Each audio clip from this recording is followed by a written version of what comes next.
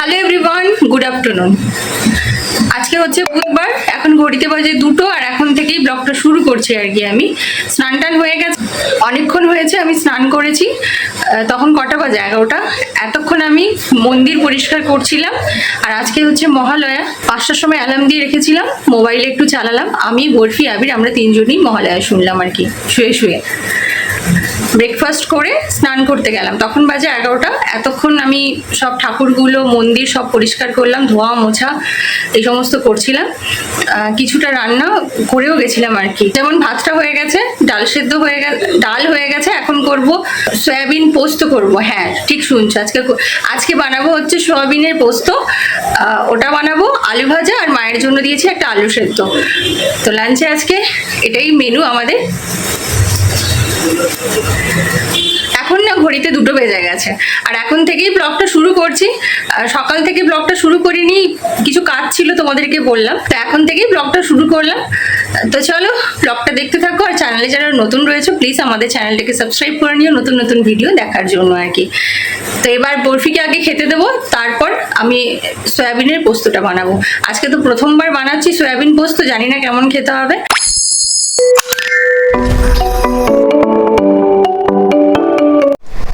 কড়াইতে তেল দিয়ে দিয়েছি, তেলটা না বেশ গরম হয়ে গেছে। সয়াবিনটাকে আমি অল্প সেদ্ধ করেছিলাম, আর এখন তেলে একটু হালকা ফ্রাই করে নিচ্ছি। সয়াবিনের মধ্যে একটা গন্ধ থাকে না, ওটা ফ্রাই করলে চলে যায়।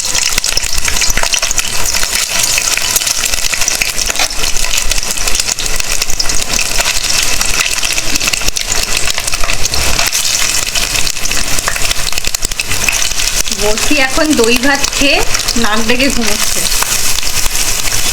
ও কি নাক ডাকে জানো? পুরো মানুষরা যেরকম নাক ডাকে না, ও এরকম জোরে জোরে নাক ডাকে। আমার কপাল ভাবো, একদিকে আবির নাক ডাকে, আরেকদিকে বরফি নাক ডাকে। ঘুমের পুরো একদম 12টা বাজিয়ে রেখে দিয়েছে এটা দুজনে।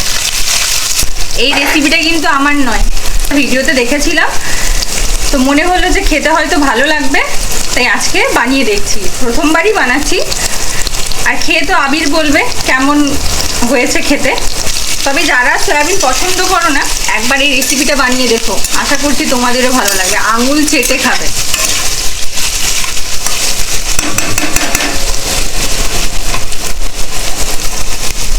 কাছ থেকে ধরলে দেখছি যে ঝাপসা হয়ে যাচ্ছে। তো সয়াবিনটা আমার ভাজা হয়ে গেছে।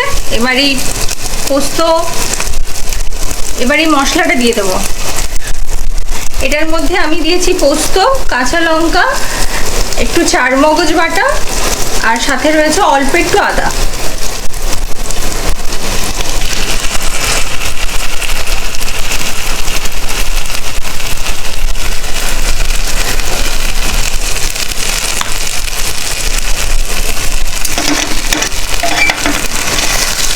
ভালো করে কষিয়ে নেবো, যাতে ভালো করে কষিয়ে নেবো। আদা দিয়েছি, আদার কাঁচা এক হাতে কড়াইটা পুরো স্লিপ খেয়ে চলে যাচ্ছে গ্যাসের বাইরে। এটাকে না, এই মশলাটাকে ভালো করে একটু কষিয়ে নিতে হবে, না হলে ওই আদার একটা কাঁচা গন্ধ না হলে রয়ে যাবে। এক হাতে ক্যামেরা ধরে আর এক হাতে নাড়তে অসুবিধে হচ্ছে। আমি এটাকে ভালো করে কষিয়ে নিই, তারপর তোমাদেরকে আবার দেখাচ্ছি, দাঁড়াও।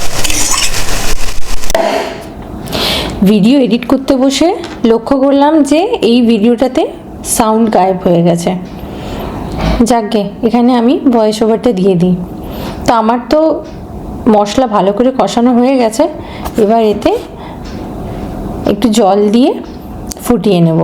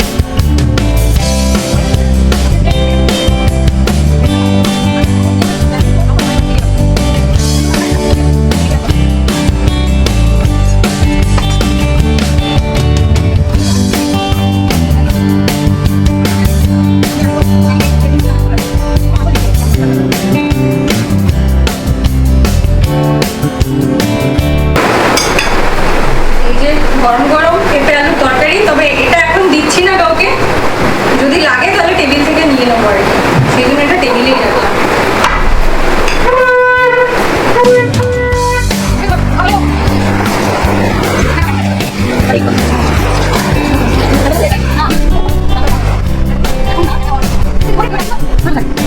তো পতিকে ডেকে নিয়ে এসেছি, খেতে বসবো, খাবার দাবার সব বেড়ে নিয়েছি।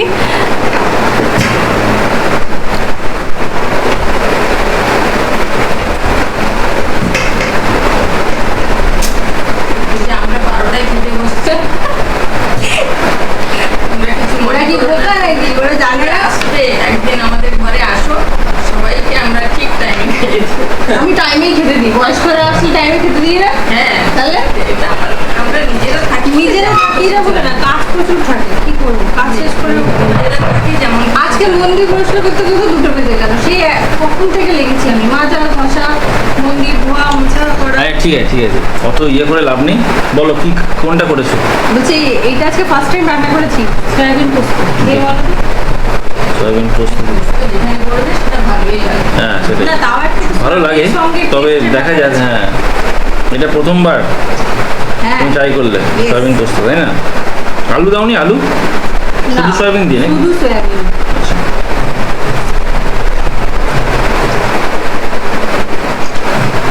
দারুণ লাগছে গো, ভালো লাগছে? হেভি লাগছে, অসাধারণ। একটা খেয়ে দেখো, ভালো লাগছে। ভালো লাগছে কিন্তু হেভি লাগছে। মিথ্যে কথা বলছি না, প্লিজ একবার ট্রাই করো তোমরা। তবে আজকে আমি টমেটো দিতে ভুলে গেছি, তোমরা টমেটোটা অ্যাড করো, তাহলে আরো বেশি টেস্ট হবে। একদমই তাই, আরো টেস্টি দারুণ লাগছে, দারুণ। আমার আমার কিন্তু নুন ঠিক লাগছে, আমার কিন্তু ঠিক লাগছে। আমার মুখে গেলে শুধু মুখে হুম ঠিক লাগলো, নুনটা দেবো। হুম দারুণ। মিথ্যে কথা বলছি না, যদি মিথ্যে কথা বললে তোমরা একবার বানিয়ে দেখো, তাহলে বুঝতে পারবে টেস্টটা কেমন আর কি। শুধু ভাতের সাথে না, এটা রুটি, পরোটা, লুচি দিয়েও খেতে পারো তোমরা। একদমই তাই, এটা রুটি দিয়েও ভালো লাগবে আর লুচি দিয়েও ভালো লাগবে, সব দিয়ে। আমার কথা যদি বিশ্বাস না হয় একবার বানিয়ে দেখো বাড়িতে, তারপরে বলো। যারা সয়াবিন খায় না তারাও চেটে পুটে খাবে এটা। হুম, এই পোস্তর জন্য। সোয়াবিন খায় না এমন লোক দেখা আচ্ছা, যায়। বাবা খায় না। অনেকেই আছে খায় না। বাবা খায় না। এখন খেতে খেতে টিভি দেখবো, আর আমি ফ্যানটা বন্ধ করে রেখেছি পুরো। সবাই আমার জন্য, সবাই গরমে কষ্ট পাচ্ছে। খাওয়া দাওয়া শেষ করে তোমাদের সাথে আবার পরে কথা হচ্ছে। একদম, চলো tata. Bye. A few moments later. Good evening everyone.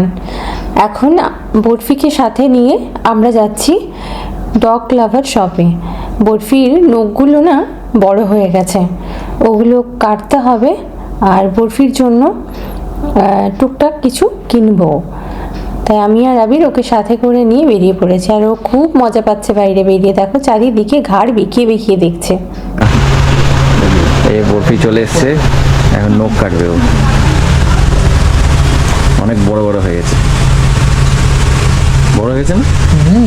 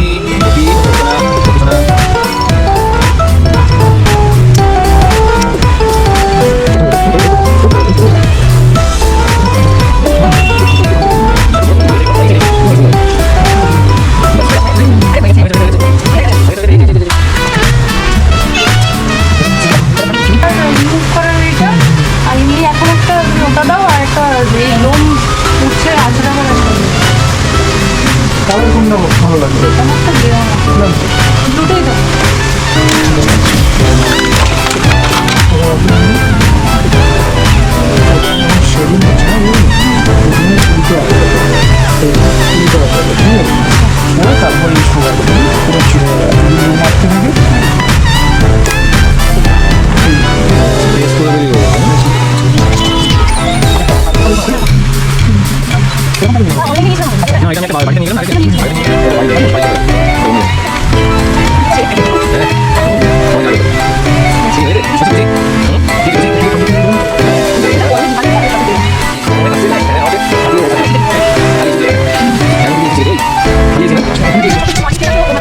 3-4টে?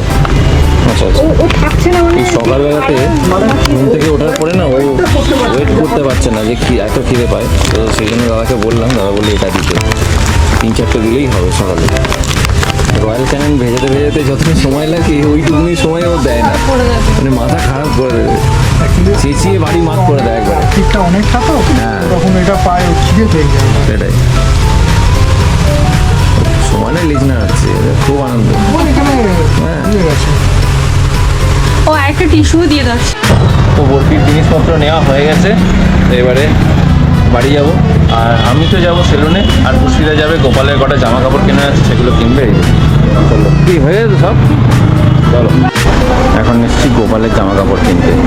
তো দেখি কোনটা নেওয়া যায় গোপুসোনার জন্য, কারণ ওরও তো চাই, তার জন্য 4খানা জামা লাগবে। দেখা যাক কোনটা কোনটা পছন্দ হয়। এটাও ভালো লাগছে।